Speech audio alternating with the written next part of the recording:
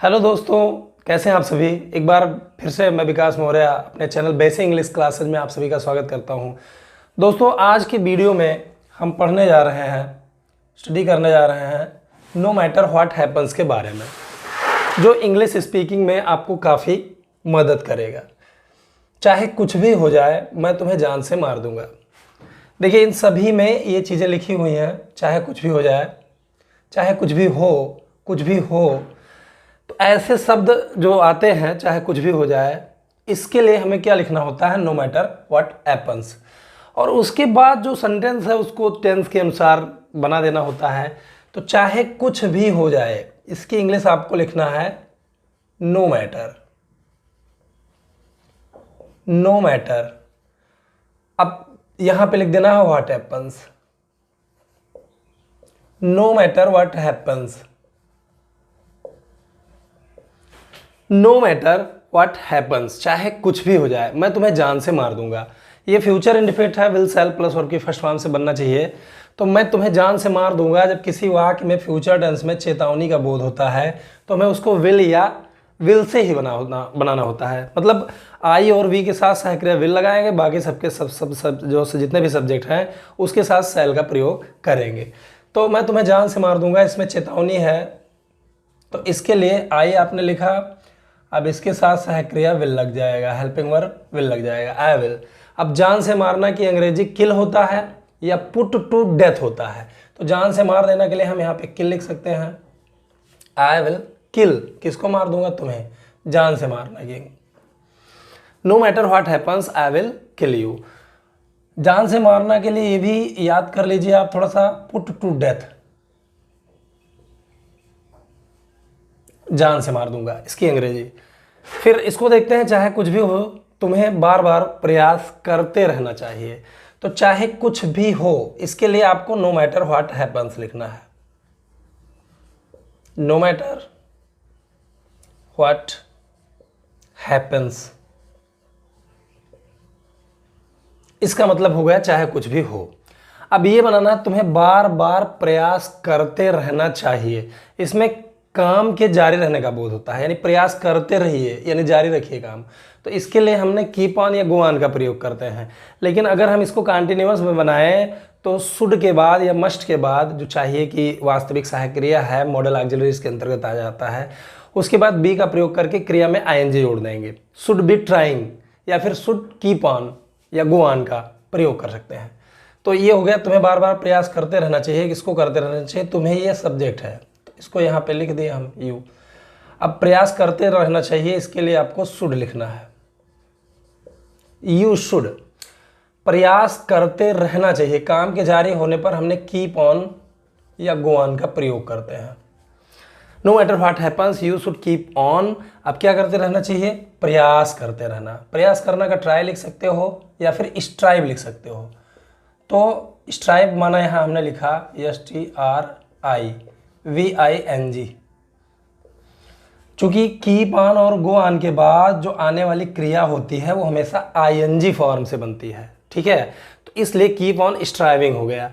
अब बार बार की अंग्रेजी या तो रिपीटेडली लिख दीजिए या तो अगेन एंड अगेन लिख दीजिए, यानी बार बार हो जाएगा।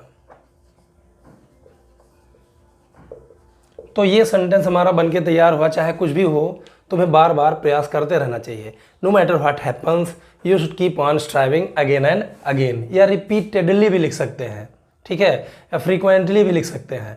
तो टेंस आपको सिर्फ बनाना है, टेंस आपका अच्छा होना चाहिए। कुछ भी हो, मैं इस बारे में झूठ नहीं बोलूँगा। तो कुछ भी हो, इसके लिए आपको नो मैटर व्हाट हैपन्स लिखना है। No matter what happens, no matter what happens, ये हो गया नो मैटर व्हाट हैपन्स। अब मैं इस बारे में झूठ नहीं बोलूँगा, ये भी फ्यूचर इंडेफिनिट टेंस है, तो इसमें कौन झूठ नहीं बोलेगा? मैं। ये तो सब्जेक्ट हो गया, इसको आपको लिखना है। और फिर विल नॉट का शॉर्ट फॉर्म मैंने पहले ही आपको बताया था, वोंट होता है, तो यहाँ पे वोंट हो जाएगा। अब चूंकि यहाँ पे सेल का प्रयोग नहीं हो सकता है, क्योंकि मैं इस बारे में झूठ नहीं बोलूँगा, ये काफ़ी दृढ़ता बता रहा है, डिटर्मिनेशन बता रहा है। तो इसके लिए आपको विल लगाना है, लेकिन हम नहीं भी उसमें ऐड करेंगे, जोड़ेंगे, शॉर्ट फॉर्म करेंगे तो वोंट हो जाएगा। आई वॉन्ट, अब झूठ बोलना है टेल, टेल ए लाई, या लाई ही सिर्फ लिख देते हैं, लाई, टेल ए लाई। अब इस बारे में, तो बारे में एक प्रीपोजिशन है जिसकी इंग्लिश होती है अबाउट, और इसकी इंग्लिश हम लिख देंगे this. No matter what happens I won't tell a lie about this. फिर यहाँ देखिए, चाहे कुछ भी हो जाए वह अपने गरीब मित्रों की सहायता करना नहीं भूलता है, तो इसको हमने लिख दिया नो मैटर व्हाट हैपन्स,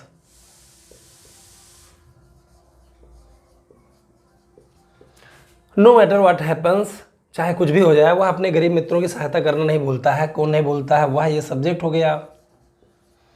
अब चूंकि ये निगेटिव सेंटेंस है प्रेजेंट डिफिनिट का, तो हमने डू नॉट या डज नॉट का प्रयोग करना होता है प्रेजेंट डिफिनिट में, तो ही के साथ डज नॉट लग जाएगा, तो उसको शॉर्ट फॉर्म में हम लिख सकते हैं डजंट, ही डजंट।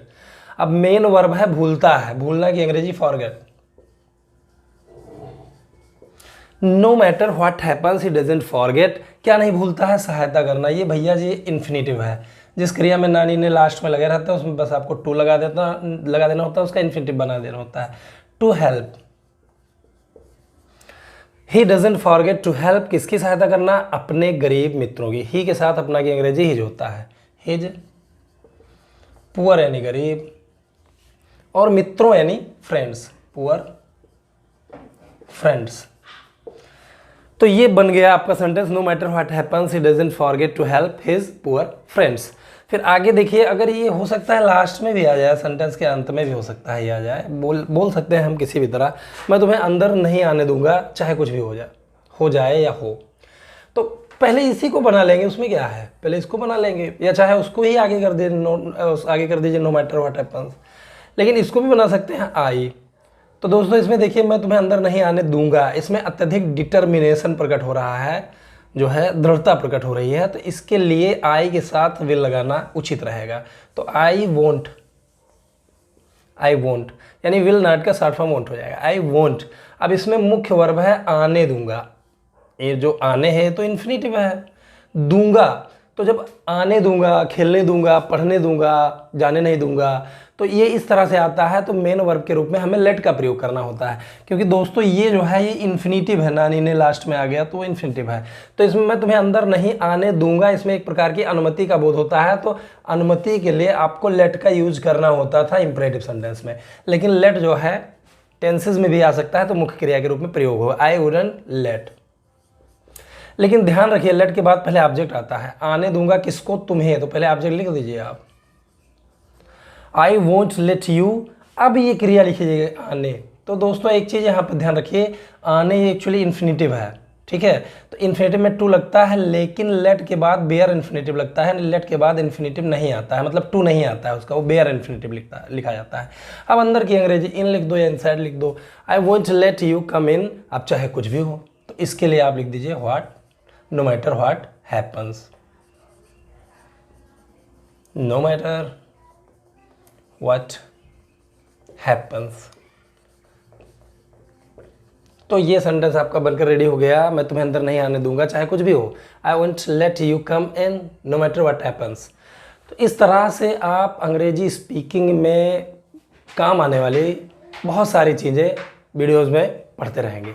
अब मैं बहुत कोशिश करूंगा कि मैं निरंतर नियमित रूप से वीडियोस बना के अपलोड करता रहूं। तो गाइस इसी तरह के कुछ ज़रूरी चीज़ें, अच्छी चीज़ें पढ़ने के लिए, जानने के लिए आप मेरे चैनल को सब्सक्राइब कर लीजिए, बेल आइकन को हिट कर दीजिए और ऑल पर क्लिक कर दीजिए, ताकि मेरे वीडियोज आपको मिलते रहें। वीडियो पसंद आया तो प्लीज़ लाइक करना ना भूलें। अगर कोई भी डाउट है तो आप कमेंट करके मुझे बताएं, मैं उसको हल करने की कोशिश ज़रूर करूँगा। Thanks for watching my video.